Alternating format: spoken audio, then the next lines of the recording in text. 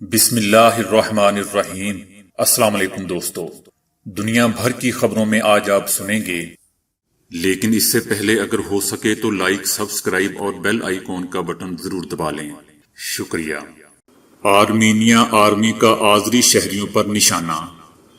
China 5G عالمی فروخت کا سب سے بڑا حصے دار۔ میڈیسن کے شعبے میں خدمات پر نوبل انعام کا اعلان۔ ہاسپٹل سے باہر آ کر ہاتھ ہلانے پر صدر ٹرمپ پر تنقید۔ لندن میں لوگوں کو گالیاں دے کر کہکے لگانے والا طوطا پاکستان میں۔ ایران اور ترکی کی مداخلت سے پوری عرب دنیا کی سلامتی خطرے میں۔ عرب لیگ۔ کاراباخ آذربائیجان کا ہے، اسے واپس لے کر رہیں گے، صدر الہام۔ اسرائیل کو تسلیم نہیں کریں گے، طالبان کا دو ٹوک جواب۔ لوگ گرجا گھر میں پناہ لینے پر مجبور۔ سعودی عرب کا اپنے شہریوں کو ترک اشیاء کا بائیکاٹ کرنے کا حکم۔ ایران کو اسلحہ کی فروخت پر پابندی کے پابند نہیں، روس۔ دنیا کا امیر ترین شخص جیف بیزوس لے پالک ہے۔ دنیا کی سب سے مہنگی سبزی 68,000 روپے فی کلو۔ پاکستان میں دینی مدارس کی رجسٹریشن کا آغاز۔ جدہ میں خواتین کے لیے علیحدہ ساحل۔ دنیا کا خشک ترین خطہ جہاں روز اول سے آج تک بارش نہیں ہوئی۔ تو آئیے چلتے ہیں اب خبروں کی تفصیل کی جانب۔ آرمینیا نے آذربائیجان کی شہری آبادی کو نشانہ بنایا ہے، جس کے بعد کئی شہری اپنے جان سے چلے گئے ہیں، جس کے جواب میں آذربائیجان نے آرمینی اہلکاروں کی چھاؤنیوں پر کارروائی کرنے کا اعلان کیا ہے۔ آذربائیجان کی وزارت دفاع نے کہا ہے کہ اب تک آرمینیا کے 2000 سے اوپر اہلکار غیر فعال ہو چکے ہیں۔ دوسری جانب آذری صدر الہام علی کا کہنا ہے کہ وہ حق پر ہیں اور آرمینیا سے لڑائی میں اپنا مقبوضہ ایریا کاراباغ واپس لے کر رہیں گے۔ ترک صدر رجب طیب اردوان نے آرمینیا کی جانب سے آبادی کو نشانہ بنانے کی شدید مذمت کی ہے۔ چائنا 2020 کی دوسری سماہی کے دوران 5G عالمی فروخت کا سب سے بڑا حصے دار رہا۔ دنیا بھر کے 5G ہینڈ سیٹ کی 72% آمدنی چائنا سے آ رہی ہے۔ اس میں زیادہ تر کردار ہواوے کا ہے۔ چائنا میں گزشتہ سال کے لحاظ سے سمارٹ فون کی فروخت کی اوسطن قیمت میں 12% اضافہ ہوا ہے، اور دوسری سماہی کے دوران دنیا بھر کے سمارٹ فون کی آمدنی میں اس ملک کا حصہ 34% رہا ہے۔ اس کی وجہ دوستو یہ ہے کہ تمام بڑی معیشتیں تاحال کورونا کے شدید اثرات سے متاثر ہیں اور چائنا پہلے ہی بحالی کی راہ پر گامزن ہے۔ یہ پہلی بار ہے کہ ہواوے نے ترسیل کے ساتھ ساتھ آمدنی کے لحاظ سے بھی سامسنگ کو پیچھے چھوڑ دیا ہے۔ چائنا دوستو پہلا ملک ہے جو کورونا کے اثرات سے نکل آیا ہے، اور اس کی وجہ سے ہواوے نے شاندار کارکردگی دکھائی ہے۔ میڈیسن کے شعبے میں خدمات پر نوبل انعام کا اعلان کر دیا گیا ہے۔ نوبل انعام دو امریکی سائنسدانوں ہاروی جے الٹر، چارلس ایم رائس اور برطانوی سائنسدان مائیکل ہیوٹن کو مشترکہ طور پر دیا گیا۔ لندن میں لوگوں کو گالیاں دے کر کہکے لگانے والا طوطا پاکستان پہنچ گیا۔ لندن میں لوگوں کو گالیاں دینے والا طوطا سابق نائب صدر کنٹونمنٹ بورڈ نے خرید لیا۔ شاہد علی شیخ نے لاکھوں روپے مالیت کا نایاب طوطا خریدا۔ افریقن گرے نسلی طوطا دنیا میں سب سے زیادہ نایاب ہے۔ 2 روز قبل لندن سفاری پارک سے ایسا طوطا بے دخل کر دیا گیا تھا۔ طوطا لندن کے سفاری پارک میں وزٹرز کو گالیاں دیتا تھا، بلکہ گالیاں دینے کے بعد زور زور سے ہنستا بھی تھا۔ دوستو یاد رہے کہ سفاری پارک شہریوں کے لیے کھول دیا گیا ہے، جبکہ بچوں کے داخلے پر ابھی پابندی عائد ہے۔ تفریح کی غرض سے آنے والے لوگوں کو دیکھ کر طوطے گالیاں دیتے، جس کو سیاح خوب انجوائے کرتے تھے۔ لیکن بعد میں انتظامیہ کو احساس ہوا کہ جب چند ہفتوں کے دوران بچوں کو پارک میں داخلے کی اجازت ملے گی تو طوطے ان کے سامنے بھی گالیاں دے کر ہنسیں گے، جس کا بچوں پر بہت برا اثر پڑے گا۔ لہذا انہوں نے طوطوں کو بے دخل کر دیا۔ عرب لیگ کے سیکرٹری جنرل احمد ابو الغیط نے کہا ہے کہ ترکی اور ایران کی مداخلت سے پورا عرب خطہ مشکلات سے دوچار ہے۔ ان دونوں ملکوں کی مداخلت کے نتیجے میں عرب دنیا کی قومی سلامتی خطرے سے دوچار ہو چکی ہے۔ انہوں نے کہا کہ ترکی اور ایران کی طرف سے عرب خطہ جن مشکلات اور چیلنج سے گزر رہا ہے، ماضی میں اس کی مثال نہیں ملتی۔ ایران اور ترکی کسی ایک عرب ملک کے لیے خطرہ نہیں بلکہ ان کی مداخلت پوری عرب دنیا کی قومی سلامتی کے لیے خطرہ ہے۔ ان کا مزید کہنا تھا کہ شام، عراق اور لیبیا میں ترکی کی مداخلت بے جا ہے، جس کے نتیجے میں ان ملکوں میں بحران میں مزید اضافہ ہوا ہے۔ انہوں نے کہا کہ ترکی اور ایران کی جانب سے عرب ممالک میں مداخلت کا مقصد ان ملکوں کو داخلی سطح پر عدم و استحکام سے دوچار کرنا ہے اور یہ عرب قومی سلامتی کو خطرے میں ڈالنے کے مترادف ہے۔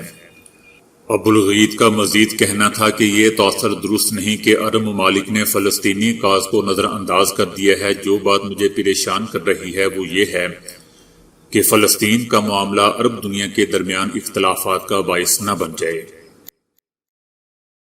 آذربائیجان کے صدر الہام نے کہا ہے کہ ان کا ملک ماضی میں بارہا آرمینیا پر پابندیاں لگانے کا مطالبہ کرتا رہا ہے۔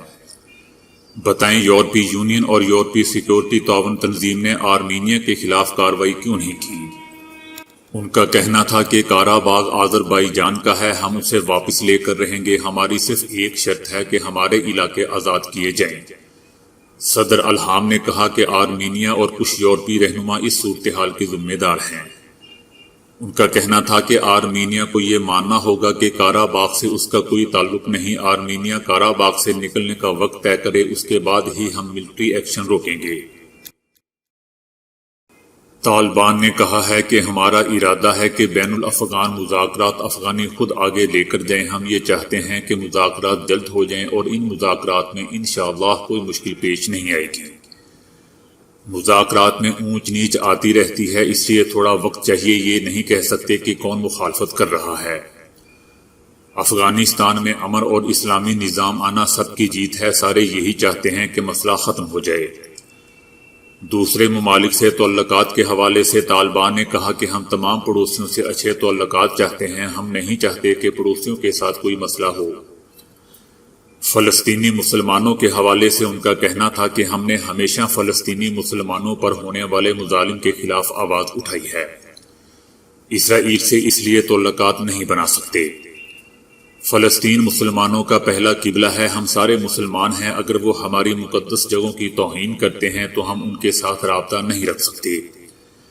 جہاں تک پاکستان کی بات ہے تو دونوں ممالک میں ایک جیسی زبانیں بولی جاتی ہیں، ہمارا کلچر ایک جیسا ہے، ہم چاہتے ہیں کہ پاکستان کے ساتھ ہمارے اچھے تعلقات ہوں۔ آرمینیا آذربائیجان کے درمیان ایک ہفتے سے جاری مسلح جھڑپوں کے باعث اب تک درجنوں افراد اپنی جان کی بازی ہار چکے ہیں، جن میں عام شہری بھی شامل ہیں۔ دونوں اطراف سے گولہ باری کے باعث حالیہ لڑائی کی وجہ بننے والے علاقے قارا باغ کا ایک گرجا گھر لوگوں کے لیے اب ایک پناہ گاہ بن چکا ہے۔ گرجا گھر کے قریب رہائش پذیر افراد کے لیے اس گرجا گھر کا تہہ خانہ ایک محفوظ پناہ گاہ ہے۔ یہاں موجود پادری کا کہنا تھا کہ پورے علاقے میں یہ گرجا گھر ہی سب سے زیادہ محفوظ جگہ ہے، یہاں پناہ گزینوں کے لیے انتظامات کیے گئے ہیں، تاہم بار بار بجلی کی بندش کا سامنا ہے۔ گرجا گھر کا وسیع و عریض ہال نما تہہ خانہ کئی گھرانوں کے لیے عارضی گھر بن چکا ہے، جہاں لوگ ٹولیوں کی شکل میں رنگ برنگے کمبل اوڑے بیٹھے ہیں۔ یہاں موجود خواتین کا زیادہ تر وقت بچوں کی دیکھ بھال میں گزر جاتا ہے، کیونکہ بہت سے مرد محاذ پر ہیں۔ ایک خاتون گوہر کا کہنا تھا کہ گزشتہ روز انہیں اپنی 23 سالہ دوست کی ہلاکت کی خبر ملی، جبکہ اس لڑائی میں شریک ان کے بھائی کی بھی تاحال کوئی خبر نہیں ہے۔ کئی لوگ رات کی تاریکی کا فائدہ اٹھا کر وقتاً فوقتاً اپنے گھر سے کھانا اور کپڑے بھی لے آتے ہیں۔ قارا باغ میں خوراک کی کمی کی شکایات بھی بڑھتی جا رہی ہیں۔ دوستو، یاد رہے کہ قارا باغ سوویت یونین کا ایک خود مختار علاقہ تھا، لیکن 80 کی دہائی میں سوویت یونین کے خاتمے کے بعد آرمینیا اور آذربائیجان کے درمیان لڑائی چھڑ گئی، جو 6 سال جاری رہی۔ یہ لڑائی 1994 میں ختم ہوئی اور اس کے بعد بین الاقوامی برادری کی امن قائم کرنے کی بارہا کوششیں ناکام رہیں۔ 90 کے عشرے سے جاری اس تنازع میں اب تک 30,000 لوگ اپنی جان گنوا چکے ہیں۔ سعودی عرب نے ترک صدر رجب طیب اردوان کے حالیہ متنازع بیانات کے بعد اپنے شہریوں کو ترک اشیاء کی بائیکاٹ کی ہدایت کر دی ہے۔ دوستو، یاد رہے کہ ترک صدر نے کہا تھا کہ کچھ خلیجی ممالک خطے میں عدم و استحکام پیدا کرنے والی پالیسیوں پر گامزن ہیں۔ سعودی حکومت کا کہنا ہے کہ ہمارے ملک اور شہریوں کے خلاف ترک حکومت کی مسلسل دشمنی کے رد عمل میں ہر سعودی تاجر اور صارف ہر چیز کا بائیکاٹ کریں۔ سعودی حکومت کی طرف سے کہا جا رہا ہے کہ شعبہ درآمد سرمایہ کاری یا سیاحت کی سطح پر بھی بائیکاٹ کیا جائے۔ دوستو، ترک صدر نے جنرل اسمبلی سے خطاب کے دوران یہ بھی کہا تھا کہ یہ بات بھی فراموش نہیں کرنی چاہیے کہ یہ ممالک کل موجود نہیں تھے اور شاید کل موجود نہ ہوں، اس لیے ہم اللہ کے حکم سے اس خطے میں ہمیشہ اپنا پرچم بلند کرتے رہیں گے۔ ترک صدر نے مزید کہا تھا کہ جمال خشوگی کو مارنے کا حکم سعودی حکومت کے اعلیٰ عہدیداروں سے آیا تھا، لیکن ترک صدر نے کبھی بھی ولی عہد شہزادہ محمد بن سلمان پر براہ راست الزام عائد نہیں کیا تھا۔ اسی ہفتے کے آغاز میں ترکی نے جمال خشوگی کیس میں 6 سعودی ملزمان پر فرد جرم بھی عائد کی تھی۔ ملزمان میں سے کوئی بھی ترکی میں موجود نہیں ہے اور ان کی غیر حاضری میں مقدمہ چلایا جائے گا۔ دوستو، حال ہی میں ترک صدر نے متحدہ عرب امارات اور بحرین کے اسرائیل کے ساتھ تعلقات معمول پر لانے کے فیصلے کی مذمت کی تھی۔ متحدہ عرب امارات اور اسرائیل کے مابین تعلقات معمول پر لانے کے اعلان کے بعد ترک صدر نے خبردار کیا تھا کہ استنبول اس کے جواب میں خلیجی ریاست کے ساتھ سفارتی تعلقات معطل کر سکتا ہے۔ روس نے کہا ہے کہ روس ایران پر اسلحے کی پابندی کی پاسداری نہیں کرے گا۔ امریکہ کی طرف سے دی گئی دھمکیوں کا روس اور ایران کے باہمی تعلقات پر کوئی اثر نہیں پڑے گا۔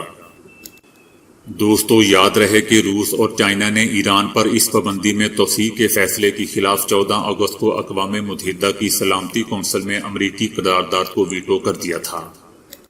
اس کے بعد امریکہ نے ایران کے خلاف سنیپ بیک میکانزم کو متحرک کرنے کا اعلان کیا تھا۔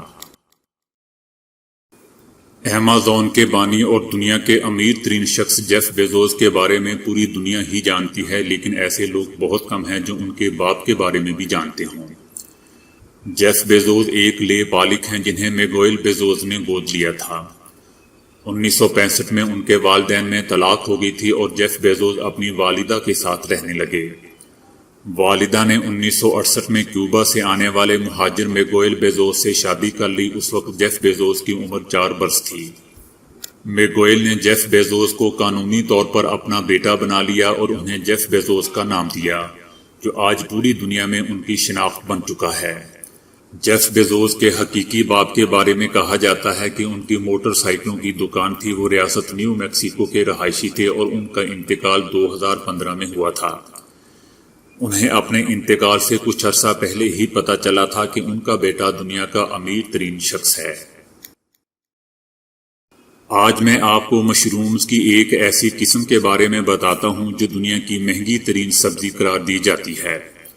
ہمالین مشروم، جو ہمالیہ کے پہاڑوں کے دامن میں پیدا ہوتے ہیں۔ شہد کے چھتے کی طرح نظر آنے والے ان مشرومز کی دنیا میں اس قدر مانگ ہے کہ یہ لگ بھگ 68,000 پاکستانی روپے فی کلو گرام کی قیمت میں فروخت ہوتے ہیں۔ اس لحاظ سے یہ زعفران اور کستوری کے ہم پلہ خیار کیے جاتے ہیں۔ یہ مشرومز بھارتی ریاست ہماچل پردیش سمیت مقبوضہ وادی اور کچھ پاکستانی ایریا میں بھی پائے جاتے ہیں۔ ان کی قیمت اس قدر زیادہ ہونے کی ایک بڑی وجہ یہ بھی ہے کہ انہیں باقی مشرومز کی طرح کاشت نہیں کیا جا سکتا۔ یہ صرف قدرتی طور پر ہی اپنے ماحول میں اگتے ہیں۔ بارش کے موسم میں ہمالیہ کے پہاڑوں میں یہ مشرومز کافی مقدار میں اگتے ہیں اور غذائیت میں مشرومز کی باقی اقسام سے کہیں بہتر ہوتے ہیں۔ ان مشرومز میں منرلز، فائبر، آئرن اور وٹامن بی سمیت دیگر غذائی اجزاء بھرپور مقدار میں پائے جاتے ہیں۔ یہ جسم میں تیزابی مادوں کو جمع ہونے سے روکنے اور کولیسٹرول کو مستحکم رکھنے کے لیے بھی انتہائی مفید ہوتے ہیں۔ پاکستان میں دینی مدارس کی رجسٹریشن کا آغاز کل سے شروع ہو چکا ہے۔ وفاقی دارالحکومت اسلام آباد سمیت 4 صوبوں میں مدارس رجسٹریشن دفاتر نے کام شروع کر دیا ہے۔ تاہم ذرائع کا کہنا ہے کہ وفاقی دارالحکومت اسلام آباد میں تاحال کسی مدرسہ نے رجسٹریشن فارم حاصل نہیں کیا۔ دوستو، حکومت پاکستان اور اتحاد تنظیمات مدارس کے مابین معاہدے کی روح سے مدارس رجسٹر ہو کر وفاقی وزارت تعلیم اور پیشہ ورانہ تربیت کے ساتھ منسلک ہوں گے۔ وہ تمام مدارس جہاں درس و تدریس کے ساتھ قیام و طعام کی سہولت دی جاتی ہے، ان کی رجسٹریشن لازمی ہوگی۔ سعودی عرب کے ساحلی شہر جدہ میں خواتین کے لیے علیحدہ ساحل کا منصوبہ بنایا گیا ہے۔ حکومت نے لیڈیز ساحل کی تیاری کے لیے سی فرنٹ منصوبے کا سنگ بنیاد رکھ دیا ہے۔ جدہ سی فرنٹ منصوبہ سعودی ویژن 2030 کا اہم حصہ ہے۔ اس کے تحت سعودی شہریوں کو نیا تشخص دیا جا رہا ہے۔ معیار زندگی بہتر بنانے والے پروگرام نافذ کیے جا رہے ہیں۔ سبزہ زاروں اور تفریحی مقامات کا دائرہ وسیع کیا جا رہا ہے۔ جسمانی ورزش کے امکانات بڑھائے جا رہے ہیں، اور اس کے علاوہ دوستوں واکنگ ٹریک پر کئی ریستوران، قہوہ خانے اور تفریحی مراکز کھولے جائیں گے۔ سینما گھر قائم کیے جائیں گے۔ لیڈیز کے لیے اسپیشل ساحل بنائے جائیں گے۔ چلی میں تو ویسے کئی مقامات ہیں جہاں آج تک بارش نہیں ہوئی، تاہم ان میں سے ایک موجود اریکا نامی خطے میں 60 سالوں میں صرف ایک سال چند بوند بارش ہوئی، یعنی ریکارڈ کے مطابق 0.03 انچ، اور اس سے پہلے کبھی بھی نہیں ہوئی۔ آس پاس کے گاؤں میں رہنے والے پانی حاصل کرنے کے لیے اپنے گھروں پر خاص قسم کے جالوں کا استعمال کرتے ہیں، جس کی مدد سے وہ خنکی میں موجود نمی کو پانی کی شکل میں محفوظ کرتے ہیں۔ ناروے میں نوجوانوں اور 12 سالہ بچوں پر کی گئی ایک تازہ تحقیق سے معلوم ہوا ہے کہ قلم سے لکھنے یا ڈرائنگ بناتے دوران دماغ میں ایسی خاص سرگرمیاں پیدا ہوتی ہیں جو ذہانت، یادداشت اور سیکھنے کے بہترین عمل سے براہ راست تعلق رکھتی ہیں، لیکن کی بورڈ سے کام کرنے پر یہ سرگرمیاں مشاہدے میں نہیں آئیں۔ دوستو، مختصر یا آسان الفاظ میں یوں بھی کہا جا سکتا ہے کہ اگر آپ اپنے ذہن کو مضبوط بنانا چاہتے ہیں تو کی بورڈ سے زیادہ قلم سے لکھنے کی ایکسرسائز پر توجہ دیں۔ تو دوستو، آج کے لیے اتنا ہی۔ ویڈیو کو لائک اور شیئر کرنے کا بہت بہت شکریہ۔